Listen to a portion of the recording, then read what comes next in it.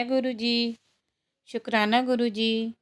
मैं गुरुजी की बेटी अपना नया चैनल शुरू कर रही हूँ।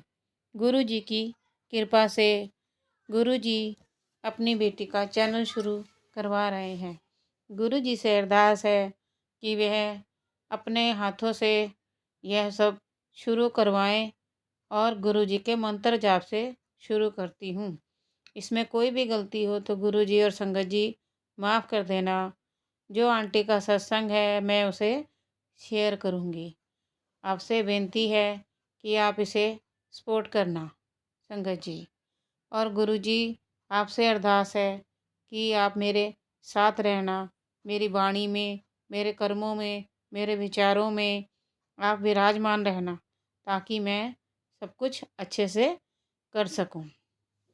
संगत जी, कराना तो आपने है, ये तो हम इंसान है जो मैं करते रहते कि मैं कर रही हूँ, मेरा चैनल है, चैनल भी आपका है, सत्संग भी आपका है, सब कुछ आपका है गुरुजी। अब मैं सत्संग शेयर करती हूँ। जय गुरुजी। गुरुजी के मंत्र जाप से। ओम नमः शिवाय, शिवजी सदा सहाय। ओम नमः शिवाय, गुरुजी सदा सहाय। ये सत्संग तब का है जब मैं पहली बार बड़े मंदिर गई थी।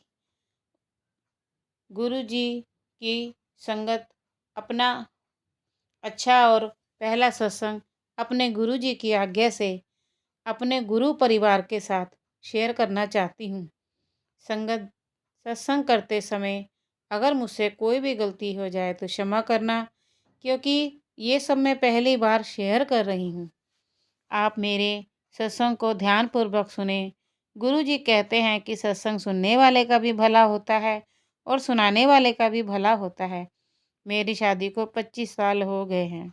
मैंने अपनी ज़िंदगी में बहुत दुख देखे हैं। अब तो मुझे लगने लगा था कि शायद परमात्मा मेरी ज़िंदगी में सुख देना ही भूल गए हैं। मेरा बेटा और मैं फिज़िकली बहुत बीमार चल रहे थे।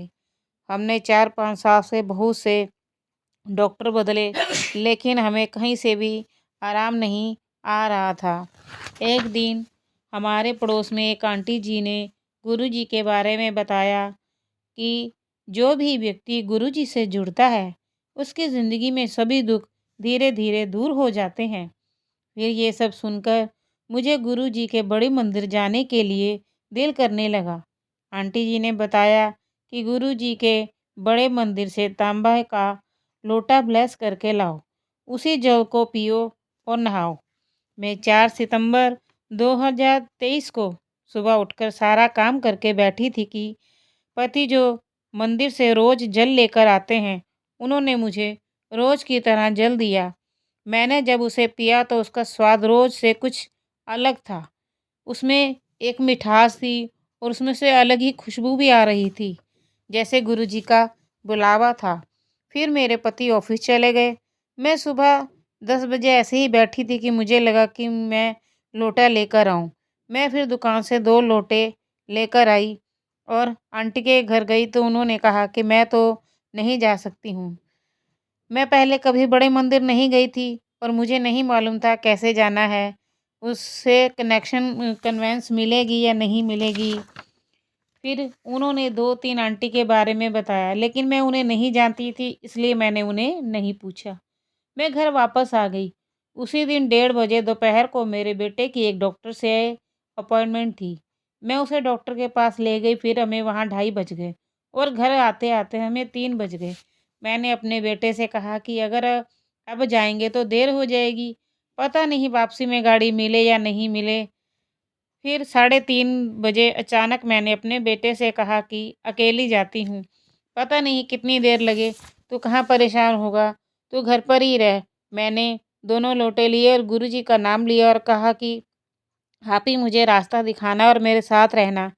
छतरपुर मेट्रो स्टेशन पहुंचकर मैं नीचे आई तो मुझे गुलाबों की खुशबू आई और मैंने सफ़ेद रंग के जूते पहने थे जो 3 रंग में बदल गए, हरा, नीला, गुलाबी। मेरी नज़र जैसे ही मेरे जूतों में पड़ी, मैं हैरान हो गई कि मैं किसके जूते पहनकर आ गई।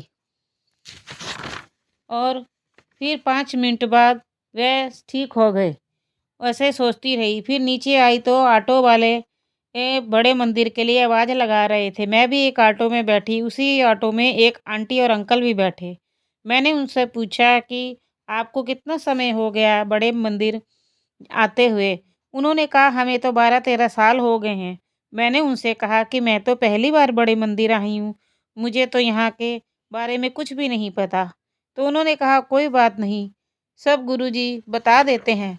आंटी जी ने कहा आपके पास गुरुजी का स्वरूप है? मैंने कहा नहीं, मेरे पास गुरुजी की कोई भी निशानी नहीं है। उन्होंने अपने पर्स से गुरुजी का पॉकेट स्वरूप निकाल कर मुझे दिया और मैंने स्वरूप लिया और माथे से लगाया। गुरुजी का शुक्राना किया। मैंने आंटी जी से कहा कि गुरुजी तो बहुत दयालु हैं। उन्होंने रास्ते में ही मेरी बाँह पकड़ ली और मेरा दिल बहुत खुश था।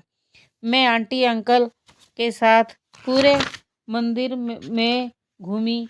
जब हम जूते लेने आए तो वो आंटी अंकल पता नहीं कहाँ चले गए।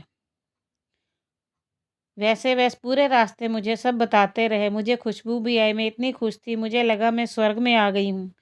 और मैं जिस कृपा और शांति की तलाश में इधर-उधर घूम रही थी, वह मुझे मिल गई है। मेरे मन में शांति और खुशी भर गई। फिर दर्शन करके चाय प्रसाद पीकर हम बाहर आए और फिर मैं उनको ढूँढती रही, वे मुझे नहीं मिले। फिर मैं उनको ढूँढती हुई गलती से कार पार्किंग की तरफ चली गई। फिर वह मुझे नहीं मिले। मैंने देखा कि संगत वहाँ से गुरुजी का स्वरूप लेकर आ रही है। मैंने उनसे पूछा तो उन्होंने बताया वहाँ टोकन दे रहे। मैं भी वहाँ गई। मुझे गुरुजी के चरण कमलों का स्वरूप मिला। मैंने गुरुजी से के स्वरूप को पर्स में रखा और एक सेवादार से पूछा कि मुझे छतरपुर मेट्रो स्टेशन जाना है। उन्होंने रास्ता बताया। मैं खुशी-खुशी अपने घर गुरुजी के साथ आ गई।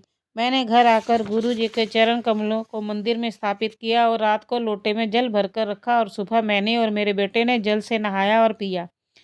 अब मुझे और मेरे बेटे को बहुत आराम है। अब मुझे पहले की तरह गुस्सा भी नहीं आता और मन में भी शांति है। सत्संग लिखते समय मेरे से कोई गलती हो गई हो तो संगत जी और गुरु जी मुझे माफ़ करना।